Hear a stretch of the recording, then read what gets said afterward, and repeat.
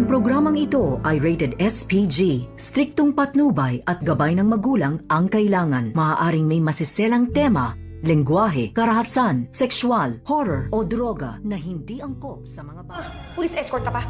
They need Zoe's fingerprints. What? Kaya sana talaga. Narito na nga aking mga karagdagang aabangan sa abot kamay na pangarap. Ikinagulat naman dito ni Moira nang dumating itong si Giselle na may kasamang mga pulis at nagtanong itong si Moira na kung bakit may escort pa daw itong si Giselle ng mga pulis. At dito nga na sinabi ni Giselle kay Moira na kinakailangan daw nilang makuha ang fingerprint dito ni Zoe. At gulat na napatayo naman itong si Zoe dito sa kanyang kinaupuan. At wala na nga magawa pa itong si Zoe dahil kinakailangan niya ngang sumama sa mga pulis upang kuhaan na nga sila ng fingerprint silang dalawa ni Moira. Kaya naman, nadiskubre ngayon dito ni Giselle na magkatugma nga itong fingerprint ni Zoe dito sa medical supplies na nakuha ng mga kapulisan.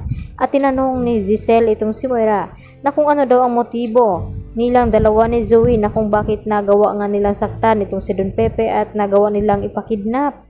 At dito naman na sinabi ni Moira kay Giselle na tigilan na daw ang pag-aakusa sa kanila dahil wala daw silang kinalaman kahit may nakuha na nga silang ebidensya dito kina Zoe at Moira. At sinabi pa dito ni Moira kay Giselle na dapat ang pagtuunan daw ng pansin ngayon ni Giselle na nasa tabi siya ng kanyang ama at kung hindi ay baka mapahamak daw ito. At nagulat naman ito si Giselle nang biglang may tumawag sa kanya at ito na nga si Lynette.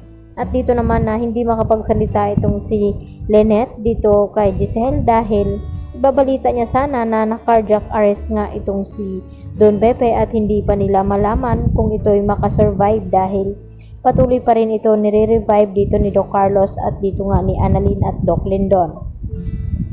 Samantala, bumili naman ng bulaklak itong si RJ dito nga sa kanyang dinaanan at nagulat nga ito na kung bakit may dumapo nga na itim na paru-paro dito nga sa kanyang balikat.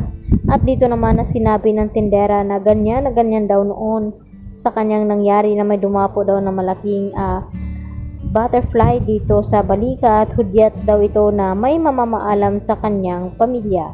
At hindi na nga nag-aksaya ng panahon itong si RJ kaya agad niyang iniwanan itong sukli at hindi na kinuha dahil naalala ni RJ na ang kanyang papa ay baka nasa peligro. At hindi nga siya nagkamali dahil nang dumating nga itong si RJ dito sa Eastridge Hospital ay ito na nga ang kanyang naabutan na nire-revive na nga itong kanyang ama na si Don Pepe. At hanggang pag-iyak naman ang ginawa dito ni Annalyn dahil sa akala ni Annalyn na talagang recovery na nga itong kanyang lolo dahil sa nung nilapitan niya nga ito at kinausap ay nagawa nga pisilin dito ni Don Pepe ang kanyang kamay. At wala naman silang kaalam-alam na may ginawa pala itong si Carlos upang hindi na nga tuluyang magising itong si Don Pepe dahil sa sinabi din dito ni Lynette na sana raw makapag-recover na nga at gumaling itong si Don Pepe nang sa ganoon makapagsabi ito kung sino nga ang may pakana sa kanyang nangyari ngayon at nararapat lamang na maparusahan ito at makulong. Kaya agad na gumawa ng aksyon itong si Carlos nang sa ganoon ay hindi magkatotoo ang hinihiling dito ni Lynette dahil kapag nalaman niya na itong si Zoe ay anak pala ni Carlos at nagsisinungaling ito ay talagang may kalalagyan din itong si Carlos at alam din nito na nakipagsabwatan pa ito kay Moira. Lalo pat itong si Carlos ang may dala ng mga medical supplies dito na para kay Zoe na gamutin niya nga dahil sa nabaril nga ito ni Don Pepe nung ito'y tatakas sana.